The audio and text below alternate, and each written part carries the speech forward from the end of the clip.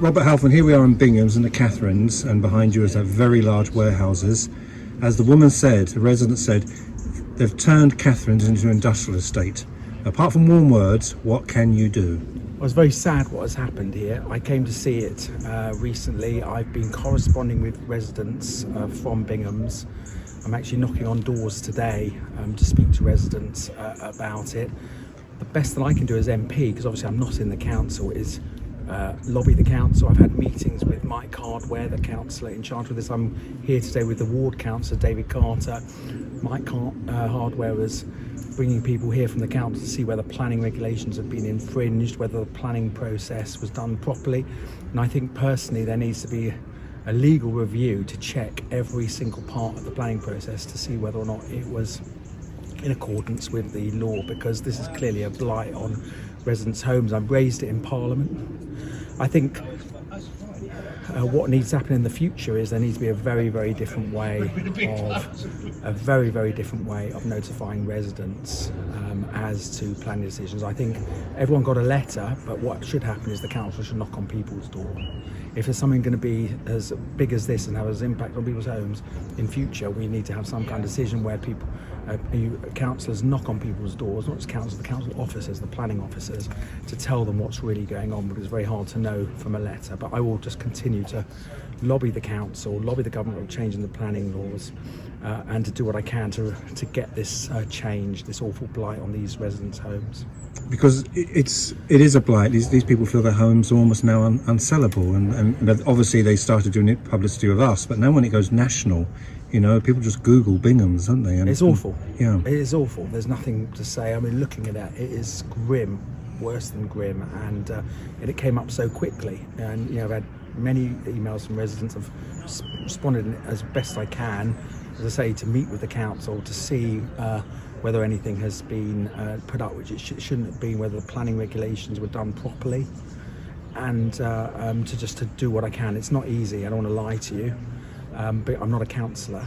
I don't have power. If I could, I'd get rid of it tomorrow, but I don't have the power to do that. I can just try and get the council to look at this properly and see what they can to remove the blight for residents. I'd like to see, you know, the worst thing they could do is plant trees perhaps, and whether or not this because it seems so close to the houses, whether or not the warehouse could be moved slightly. I don't know if it could be done in accordance to what was agreed at the planning by the council. Switching slightly on planning, and I know we've got to be very careful here, but last night, after the general election, when you won, you mentioned about the town centre being a key part of all the different things that has happened since you were MP, and you still think that is a key part to being regenerated. It's central.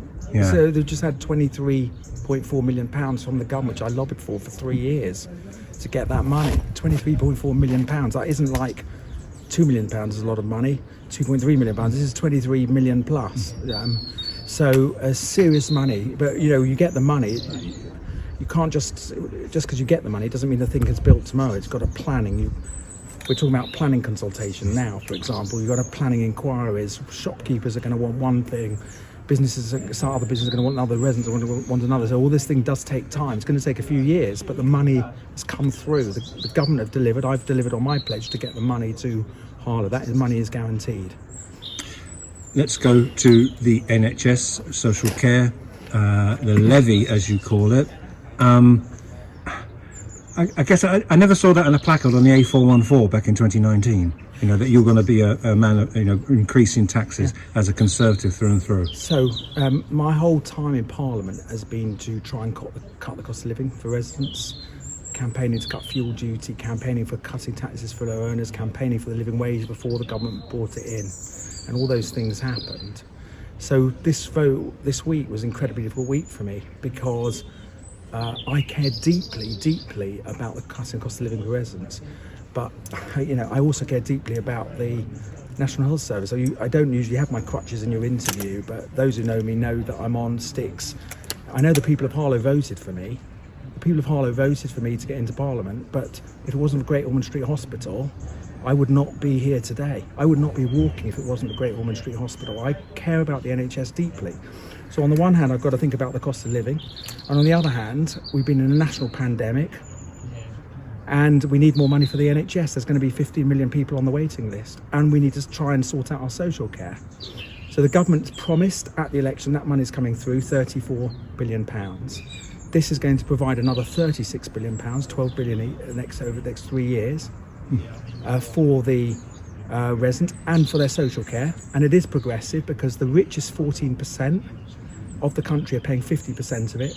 Those who earn less than 9,500 aren't going to be paying anything towards this increased tax. Those who are on low incomes pay £3.46 a week extra. Believe me, I hate putting up taxes for anyone.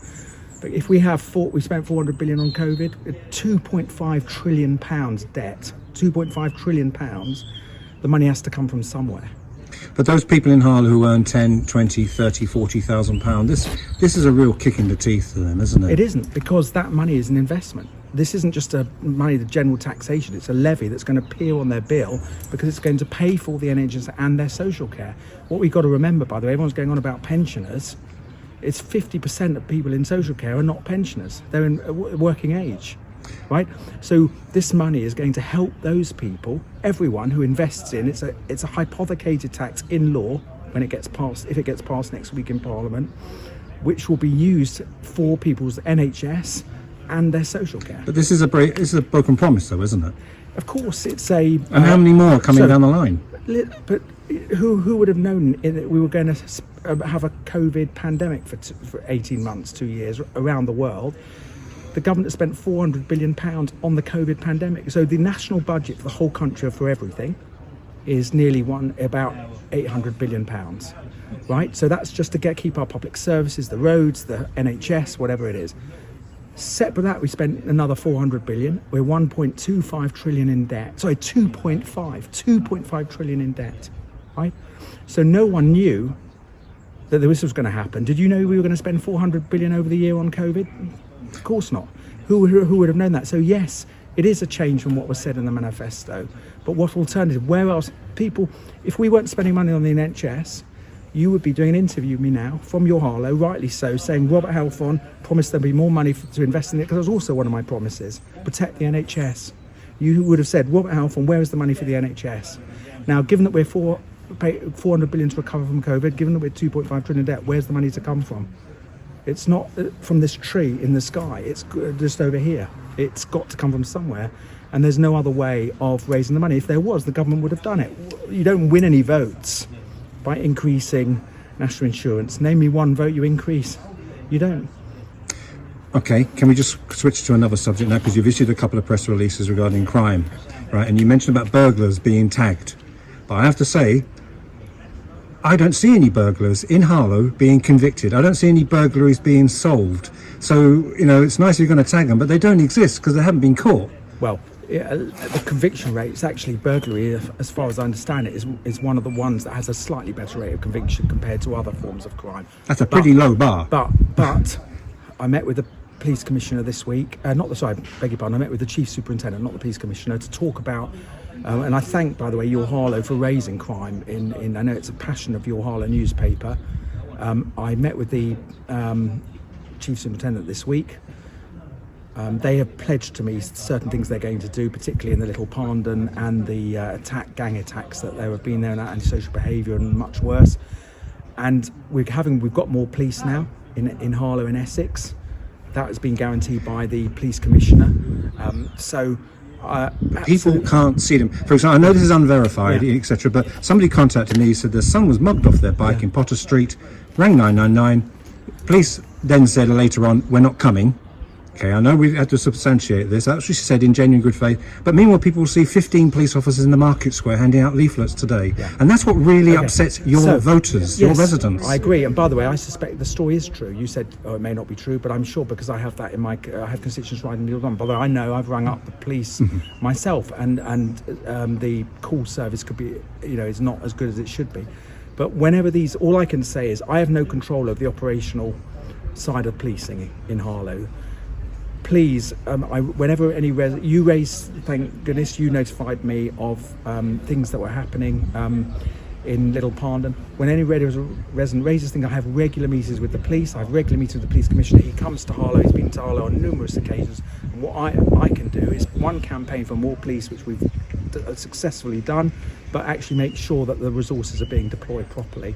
And if residents write to me as MP, or let me know of things that are going on, and if things are not happening right, when I meet with the police chief superintendent, they will, I can then raise it with him and say, I'm sorry, why are there 20 police in the town centre? Having said that, I've been arguing for many months for many more police in the town centre, because the town centre, not all of it, but the town centre north, the problems that have been there. So finally, because we've gone through quite a few subjects here, and I know you've got a team behind you, are you feel you're busier than ever?